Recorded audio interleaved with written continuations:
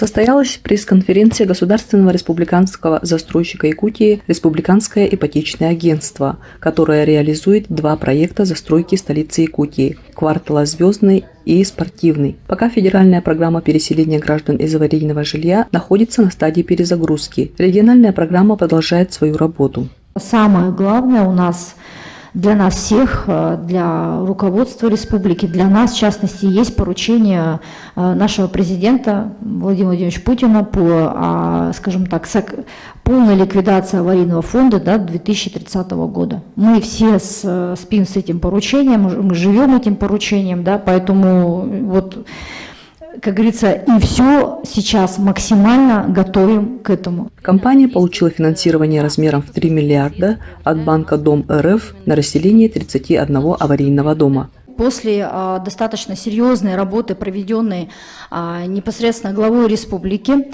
с руководителем банка Дом РФ и, соответственно, при поддержке нашего правительства и большой работы нашего предприятия, мы в итоге получили финансирование банка Дом РФ на, скажем так, сублимит на расселение граждан в микрорайоне Спортивный. Микрорайон Спортивный – это у нас территория 2, 4 и 17 кварталов. Ну, скажем так, для понимания, это вот вся вот эта территория, не только 17, у нас там достаточно много кварталов включено.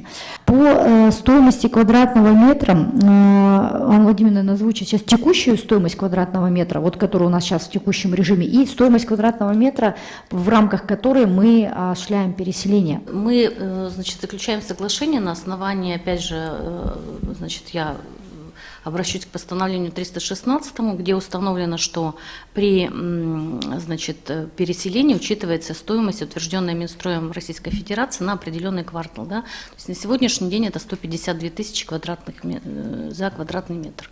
Эта цена пересматривается обычно раз в квартал. Стоимость, которая утверждена республиканской адресной программой, это цена, утвержденная Минстроем нашей республики, поэтому там немножечко другое, мы переселяем по комплексному развитию. Да?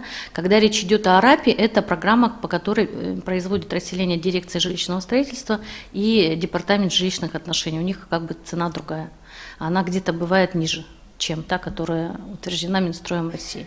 Поэтому для собственников, которые переселяются, им цена, ну, чем она выше, она им, ну, как бы выгоднее получается, но не в части доплаты, я имею в виду, а в части того, что, ну, как бы разница вот это выходит, что стоимость квартиры все-таки у нас, ну, приближена к федеральному уровню.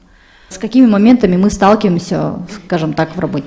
По состоянию на 22 мая 2025 года уже в рамках комплексного развития территории жилой застройки микрорайона Спортивный в квартале 2Б заключено 92 соглашения о предоставлении возмещения за изымаемое жилое помещение. Из них 72 соглашения в виде предоставления жилого помещения в секторе С микрорайона Спортивный. Количество людей, которые у нас переселятся, это 178 человек. 20 соглашений заключено в денежной форме. Такое денежное возмещение у нас подписали 29 человек на общую сумму 55,93 миллиона рублей. Значит, единственное, что у нас на сегодняшний день еще проблемные вопросы остаются по 3 жилым помещениям, по ним идет судебное разбирательство, но я думаю, что мы вопрос этот все равно, ну, закончим, завершим, и граждане все равно получат либо денежное возмещение, либо квартиру уже по решению суда. Значит, на сегодняшний день у нас полностью переселены и снесены многоквартирные дома по адресам Якутская 63/1 и Пионерская 38/1. В процессе сноса сейчас находится у нас дом по Пионерской 40/1 и еще 3 дома по Якутской улице готовятся, уже активно готовятся документы на снос. Это Якутская 59, 61/1 и 63-й дом.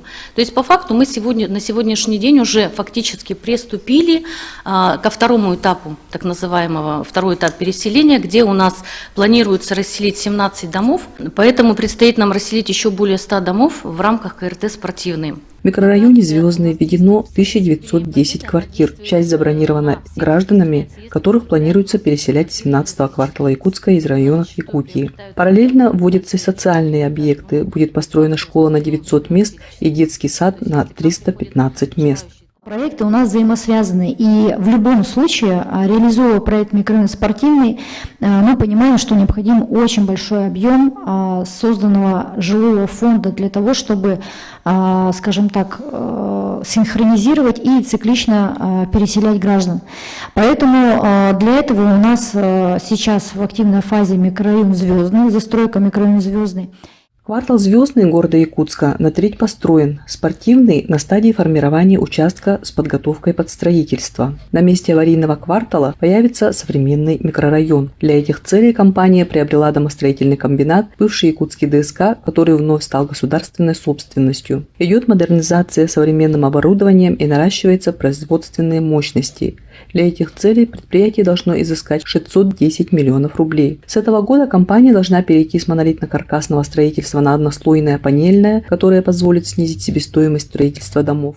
Мы планируем уже в 2026-2027 году нарастить производственную мощность нашу до 100 тысяч квадратных метров в год. Поэтому проект для нас, мы считаем, что якорный. Поэтому мы сейчас ищем способы и прорабатываем вместе с Министерством промышленности и правительством республики варианты льготного финансирования, которые есть в финансовом инструментарии Министерства промышленности, развития и торговли Российской Федерации. У них есть программы, которые поддерживают именно проекты производственной направленности и предоставляют, заемное, но на льготных условиях денежное финансирование. То есть буквально в эти дни у нас должны состояться, в июне встречи с Фондом развития промышленности и Министерством промышленности и торговли, на площадке, в Иркутске же будет семинар, Да, в Иркутске будет определенный проходить сейчас форум, так называемый, и, соответственно, мы планируем там поучаствовать. Приглашение от Министерства нашего промышленности мы получили, потому что заинтересованность достаточно серьезная.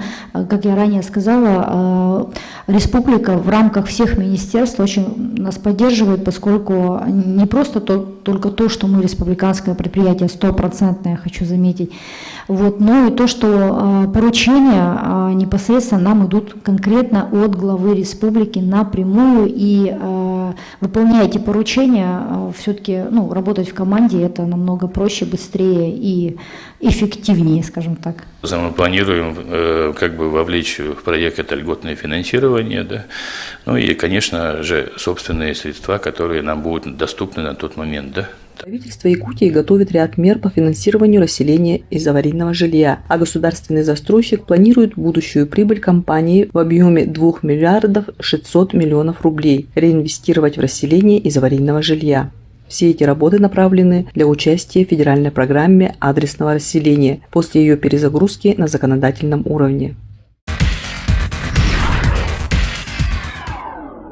В Общественной палате Республики Саха-Якутия прошло третье пленарное заседание, на котором обсудили деятельность комиссии пятого состава палаты по ключевым направлениям: демография, защита семьи и детства, поддержка специальной военной операции, мероприятия патриотической направленности, консолидация общества в год защитника Отечества, контроль за реализацией национальных проектов и другие важные вопросы. У нас сегодня как раз присутствовали и главы, замглавы районных администраций, муниципалитетов и председатели общественных советов при органах исполнительной власти, при министерствах, при ведомствах, и в том числе приехали представители общественных советов из улусов республики для того, чтобы как раз посмотреть. Мы сегодня послушали выступления и главы Нерюнгринского района, и председателя улусных общественных советов, чтобы на их примере посмотреть, услышать те советы,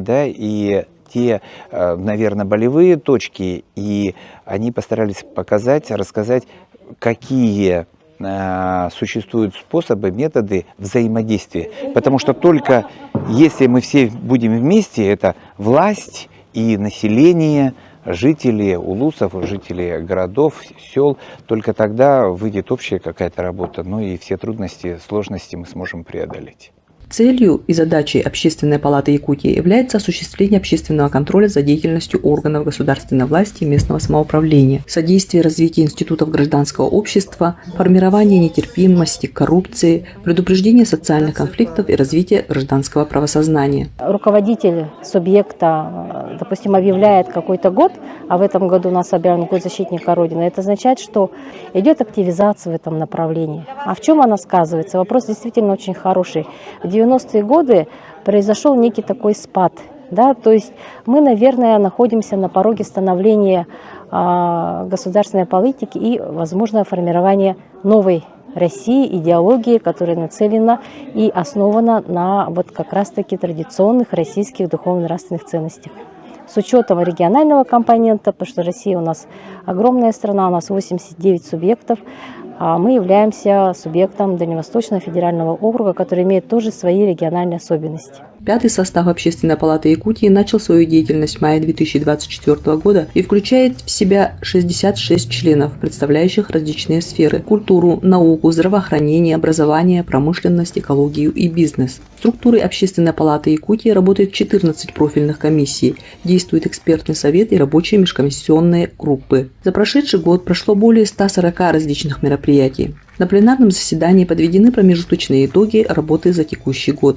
Участники обсудили вклад якутского общества в поддержку специальной военной операции и общественные инициативы, приуроченные к Году защитника Отечества в России и Году защитника Родины. Подготовлено обращение к жителям Якутии. Обращение связано на том, что мы, признавая преемственность поколений, связь поколений, историческую память, обращаемся в том числе к молодежам, жителям Якутии, укрепляя те традиции, которые у нас есть и в стране, и в нашей республике Саха-Якутия, в соответствии указа президента Российской Федерации об основах государственной политики по сохранению и укреплению традиционных российских ценностей, объединиться, консолидироваться и поступательно развиваться во взаимодействии власти и общества. На пленарном заседании принята резолюция членов Общественной палаты Якутии и внесены конкретные предложения для действенного взаимодействия, для консолидации власти и общества. Видеоматериалы СМИ телепрограммы «Точка взаимодействия» вы можете увидеть на YouTube-канале Округ ТВ, а на своем телефоне или на компьютере набираете Округ.ТВ, смотришь и комментируешь. Интернет-ресурс Округ ТВ. Медиацентр «История» и мы приглашает в мир видеопроизводства исторического парка «Россия. Моя история». Мы предлагаем интернет-трансляции, многокамерную съемку, услуги видеооператоров, фотографа и режиссера монтажа, а также создание видеосюжетов и телепередач. Ждем вас по адресу город Якутск, улица Уткина, 5.